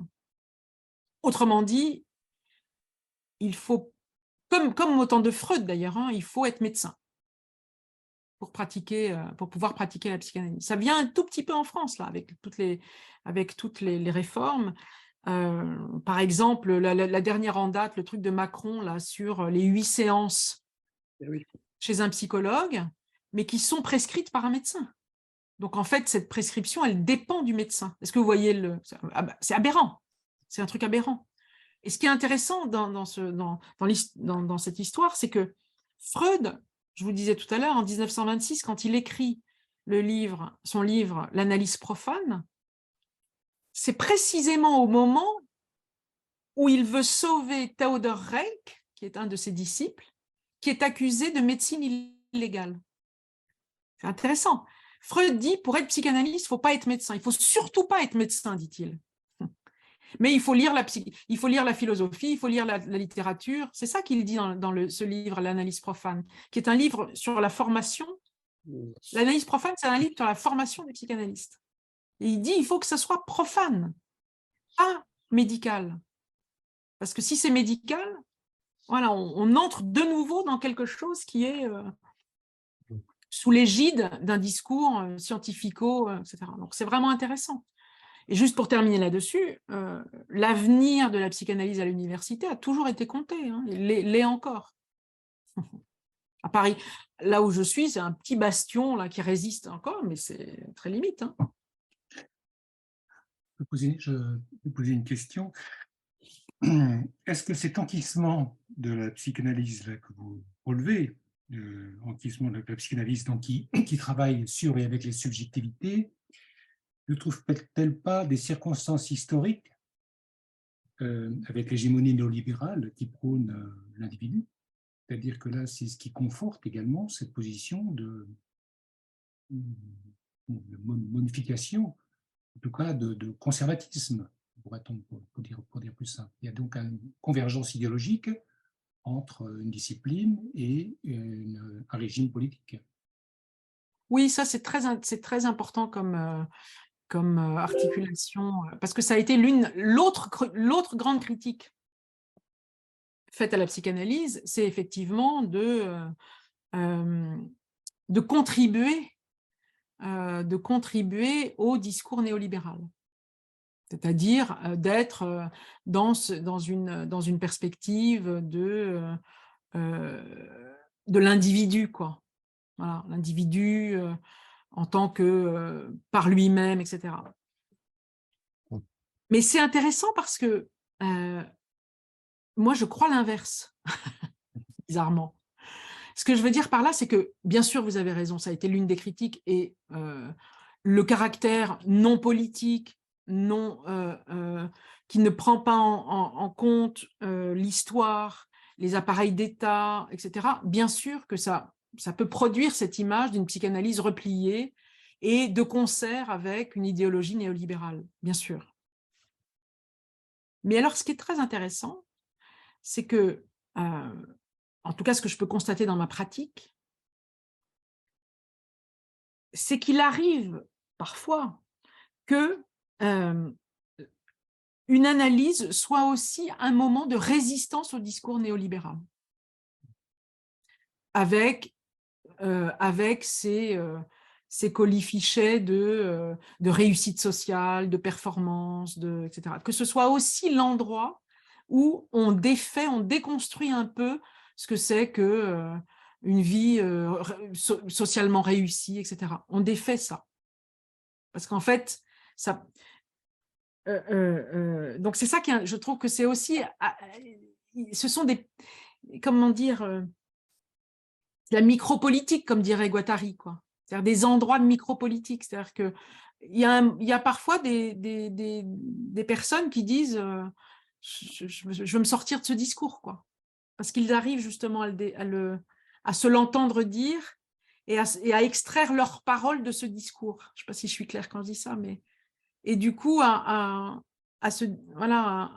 produire un peu de subjectivité différente. Donc, oui, vous avez raison. C'est-à-dire que si on prend comme ça, de façon macro, le discours analytique, on pourrait tout à fait le subordonner à des formes discursives néolibérales, tout à fait. Et en même temps, comme dirait l'autre, pardon, la cure peut avoir des effets de résistance à ça. Enfin, je ne sais pas si vous voyez ce que je veux dire. Voilà, c'est intéressant. Mais c'est complètement paradoxal. Parce que, voilà, enfin, paradoxal. Je ne sais pas si c'est paradoxal, mais en tout cas, je trouve que ça peut être intéressant, quoi, de travailler aussi dans ce sens-là. Ça défait tout type d'identité, une cure analytique. Hein. Dans le sens où on peut se dire ceci ou cela. Toute forme de rigidification identitaire est bafouillée, débrouillée, déconstruite sur le divan, quoi, pour le dire comme ça. Certaines formes, en tout cas, oui. Un des éléments qui va dans le sens de ce que vous dites, c'est que quand notre cher Jean-Michel Blanquer s'attaque à Marx dans les programmes de philo, il s'attaque à Freud en même temps. Mais c'est ce qu'il fait. Il s'attaque. Ah oui, bien sûr, bien sûr. Mais bien sûr, il s'attaque à Freud, à Marx, et récemment, enfin juste avant d'être limogé et parachuté à Sas, et récemment, lors d'une conférence qu'il fait inaugurale lors d'un grand colloque sur la déconstruction, je ne sais pas si vous êtes au courant de ça. Il faut reconstruire après la déconstruction. C'est extraordinaire ce qu'il dit. Hein, il dit qu'il faut s'en prendre aux virus que sont Deleuze, Foucault et Derrida. Il emploie le terme de virus. On est en plein Covid, enfin, on est post-Covid, et il dit il faut maintenant on sait comment faire avec les virus, dit-il. Et les virus pour lui, c'est Foucault, Derrida et Deleuze. Un ministre de l'Éducation nationale. C'est extraordinaire. Donc, enfin, moi, j'ai trouvé ça. Vous trouvez la conférence sur le net, vous verrez, c'est assez stupéfiant d'entendre ça, quoi. Donc, Freud et Marx, exit, enfin, c'est revenu, hein, mais exit des programmes de terminale en philo, et il faut trouver des antivirus pour Foucault, Derrida et Deleuze, rien que ça. Bah, c'est sûr que si on laisse comme on garde comme penseur uniquement Blanquer, on est bien. Non, mais c'est pas un penseur. C'est simple à comprendre. On est mal parti, quoi. Non, c'est un gestionnaire, non? Un gestionnaire, bien sûr, bien sûr. Oui, oui. Bien sûr, un gestionnaire des lieux communs de la droite. Oui, oui, absolument. Penseur, c'est un bon concept quand même. Il ne faut pas les sortir comme ça. Tout. Bon. Et, pardon, avant moi. Et d'autres points de vue? J'aurais voulu revenir sur la subversion. Oui. Parce que, effectivement, quand j'ai vu le titre de la conversation, je me suis demandé si c'était la subversion à laquelle on a affaire en tant qu'analysant, voilà, ou si c'était la subversion de ce qu'on dit ou de ce qu'on fait de la psychanalyse en dehors de la cure, quoi, qui sont des choses très différentes. Et il me semble que ce qu'on dit, là, ce qu'on a déploré de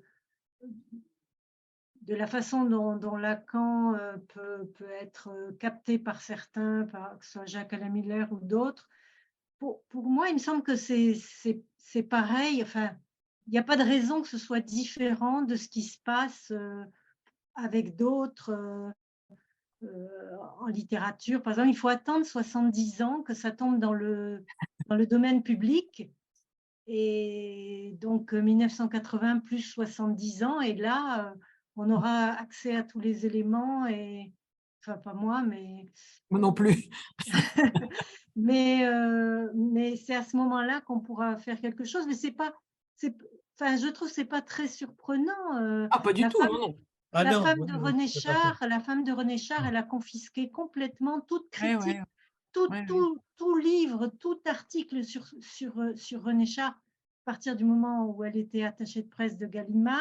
Ouais, ouais, ouais, ouais. Marguerite Yourcenar a réussi à interdire toute publication de son œuvre en Pléiade avec un seul commentaire, et ça tient encore. Je veux dire, il y a encore personne qui a osé écrire une critique de l'œuvre de Marguerite Yourcenar.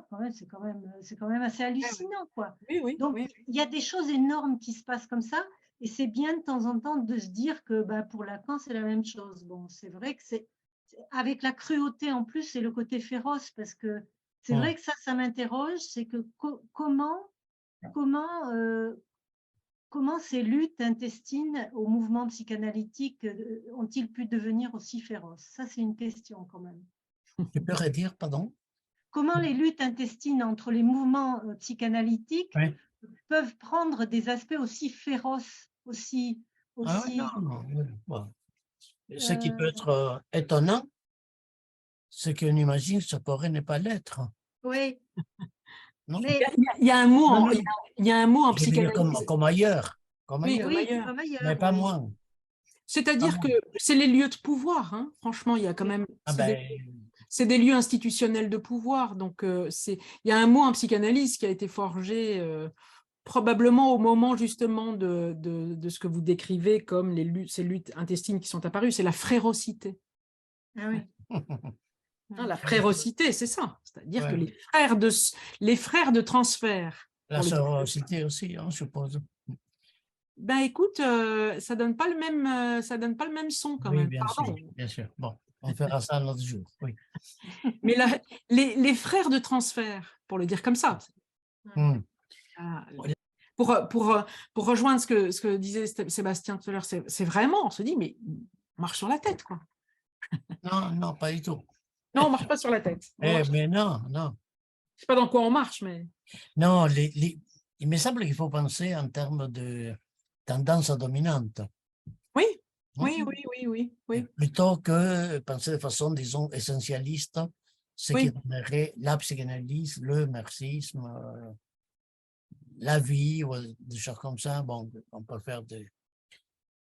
Oui, ça peut produire des effets de libération relative. Encore faut-il voir laquelle et dans quel sens. Et là, vous voyez, dans quel sens il y a des effets de la norme est articulée à la libération ou à l'asservissement. Dans les deux cas, il faut qualifier. La libération, ça n'existe pas. Non, absolument. Ouais. De toute façon, elle ne va pas sans C'est une répression. modalité socio-historique, subjective de libération. Il faut dire la couleur, Oui, le oui. ton, la manière. Bon. Et D'ailleurs, Foucault, dans la dernière phrase, pardon Saoul, mais la dernière phrase de La volonté de savoir, la dernière phrase de Foucault, si ma mémoire est bonne, enfin, je vous la donne comme ça, c'est et l'ironie du dispositif, c'est qu'on nous fait croire à notre libération. oui, c'est la moindre chose. Hein. Voilà, c'est-à-dire l'idée que critique Foucault de dire voilà, parlez de votre sexualité et vous allez voir, ça va être une libération. Et l'ironie de l'histoire, c'est que on nous dit que ça va nous libérer. Pas du tout. Non, non, pas sûr. MeToo n'a libéré personne. Non, bien sûr. Ouais. Bien sûr. Bon, et l'idée pourrait nous travailler, être à la base, je veux dire, de certains de nos questionnements et de nos impasses, l'idée qu'il devrait y avoir une pratique pure et une théorie épurée. C'est-à-dire une théorie qui soit une pratique de la cure ou d'autres choses ici de la cure, une pratique qui serait d'un seul tenant. La vraie pratique serait celle qui libère, mais on ne sait pas de quoi et dans quel sens, et selon quels objectifs. Et la théorie ne devrait pas, la bonne théorie ne devrait pas contenir des scories qui viennent d'ailleurs. Or, s'il y a des tendances si opposées, si les frères sont si féroces les uns avec les autres, et les sœurs aussi, chers amis. Mais oui, bien sûr. Bien. Et j'ai connu les sœurs surtout, hein, et c'est terrible. Bon, je pourrais Je dis rien parce que ma sœur est là dans une petite vignette. Ouais, d'accord. Bon. Ah, j'ai oublié, excusez-moi. Pardon, théorie épurée, théorie épurée. Oui, il n'y a pas, il n'y a pas. Bien S'il sûr. y a des courants, ils sont si adversaires, c'est pas seulement parce que les disciples, c'est comme ça, mais c'est aussi parce que chez les auteurs auxquels on se réfère, chez le père fondateur, il y a contradiction. Bien sûr, bien sûr.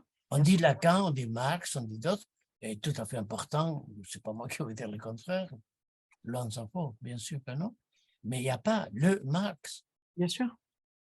que tu connais comme, je pense, comme toi tu connais Lacan, hein?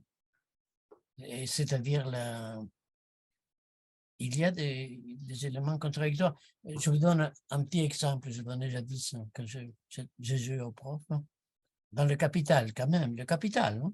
L'œuvre majeure, tout ça. Marx dit dans une note en bas de page, mais quand même, c'est dans le bouquin. Il dit dans une note en bas de page, pour montrer les félonies du capitalisme, il écrit les fabriques anglaises. Pour faire des économies, les patrons font baisser la lumière le soir. Et Marx d'ajouter, et hommes et femmes travaillent à l'unisson. Vous imaginez? D'accord, il n'avait pas fait de psychanalyse, le mec. Il avait fait un enfant à sa bonne, Oui, à la place. peut-être, oui, c'est ça, à la place, j'allais dire, absolument. Ça lui a peut-être servi. Bon, ça veut dire il ne peut pas y avoir. Évidemment, bon, le rite du site, à très juste titre et avec raison. Marx a dit que, etc., etc. Mais Marx a dit aussi une chose opposée. Et pardon, Marx. Freud, bien sûr, bien sûr. Bien Oui, sûr. il a dit aussi des choses. Mais absolument. C'est très difficile dans notre petite, Bien sûr. dans nos petites têtes de renoncer au savoir absolu.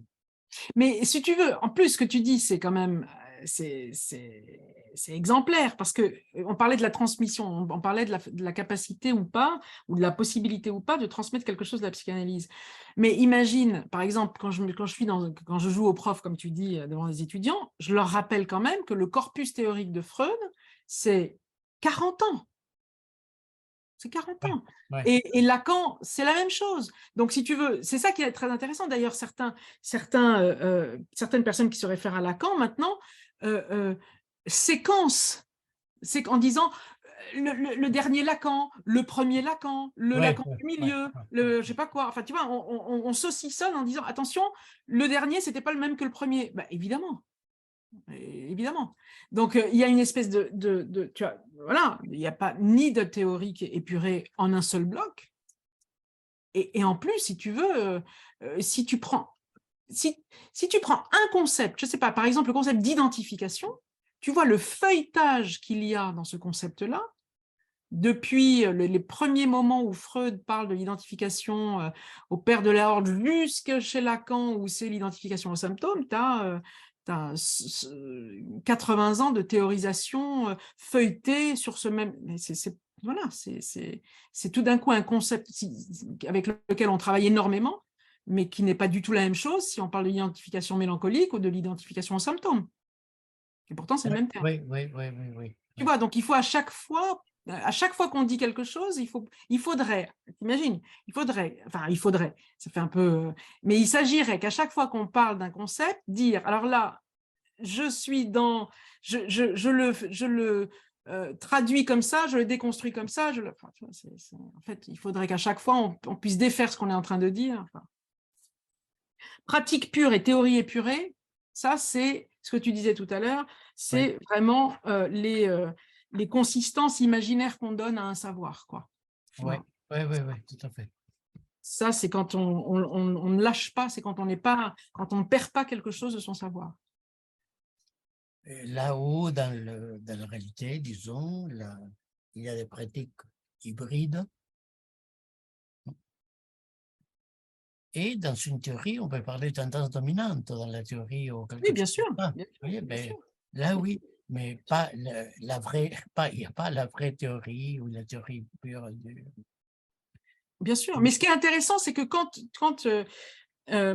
j'essaye de débattre, enfin de travailler ou de discuter avec des collègues psychanalystes qui sont, comme tu le dis, plutôt dans le mainstream, tu vois, dans la tendance dominante, je suis immédiatement qualifiée de militante ou idéologue. Oui, oui, oui. Bien sûr. Savent pas. Donc, un petit argument d'intimidation qui consiste à faire taire celui dont on pense que… Non, mais ce sont des compliments, mais ils ne sont pas au courant. courant. Mais c'est ce que je dis. Je dis, mais merci de votre médaille. Oui, mais ils ne savent pas. J'ai envoyé, au niveau des anecdotes, et on va commencer à finir, j'ai envoyé un de mes bouquins, un personnage très important en travail social. Comme je suis discret, bon, l'anecdote est horrible, je préfère ne pas citer, mais ça vaut son catalogue Lacan et les arts. Absolument, j'imagine. J'avais le bouquin, 2-3 jours après, le destinataire m'a téléphoné très gentiment pour me remercier de l'envoi. J'ai dit que ça m'apportait beaucoup. Tu l'as déjà lu? Et la réponse fut non, non, j'ai lu. On n'est pas d'accord, donc je ne peux pas lire. Bon, j'essayais d'expliquer que ce n'était pas contaminant la lecture. On pouvait lire avec des gants et ça maintenait les virus, comme disait l'autre imbécile, à distance. Bon. Et l'idée des luttes idéologiques qui traversent la psychanalyse, comme jadis le marxisme, comme toutes choses, comme tel ou tel ministre.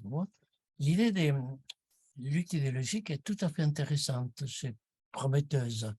Oui, oui. Vous voyez, quand on te dit idéologue comme mais moi, je trouve ça très bien.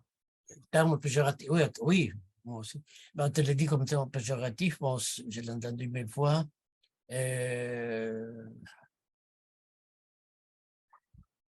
Ça se paye cher, faut dire. Oui. Ça se paye cher. Je suis très discret en général, à propos de moi, mais ça peut faire très, très, très mal, surtout si on n'est pas suffisamment équipé pour entendre. Je peux dire aujourd'hui l'ironie, c'est un compliment qu'on te fait. Oui, oui, bien sûr. À l'époque de ma vie universitaire, ce n'était pas une ironie. C'était une accusation que j'ai acceptée et que je savais trop vaguement que ce n'était pas mérité, mais ce n'était pas ça. En conclusion non conclusive, c'est une conversation. Une conversation, c'est un échange. C'est ça que nous avons fait. Certains de vive voix, d'autres dans leur tête. Ce qui peut arriver dans une conversation, c'est évidemment donner envie d'aller plus loin, de travailler ceci ou cela, de s'intéresser à ceci ou cela.